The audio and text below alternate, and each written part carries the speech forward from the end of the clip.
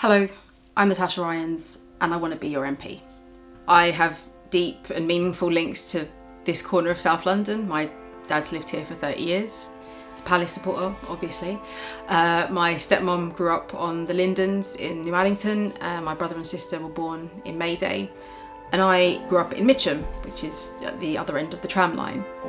I believe passionately in the power of politics to change people's lives because it changed mine. It meant that I got to grow up in social housing that was decent and gave my family stability and dignity. I'm a councillor in Mitcham, the cabinet member for local environment, green spaces and climate change. Becoming a councillor, having the opportunity to give back to a community that has given me everything has been a massive privilege to me and a surprise because it wasn't something that was part of my plan. I didn't think people like me got to be politicians or councillors. I think for the people of Croydon, the last 13 years have been more than difficult. Whether it be not being able to get a GP appointment, whether it's the cost of childcare, whether it's the cost of living. I want to be the kind of MP that gets things done.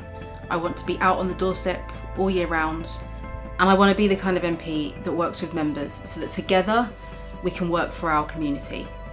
This campaign is about getting a candidate that can be a fresh voice for Croydon, that can connect with every community across this constituency and knows how to turn a marginal outer London borough into a Labour stronghold. I think I've got the skills necessary for that because when Mayor Perry and Councillor Calmings were hiking up council tax by 15%, I was part of an administration that was giving people a council tax rebate, and whilst Chris Philp was crashing the economy, I was part of a Labour administration that was balancing its budget and setting up a cost of living fund to help our poorest residents. I've campaigned to save our local hospital. I've campaigned against the ticket office closures. I have a track record of fighting for the future of my community, and that's what we need here in Croydon East.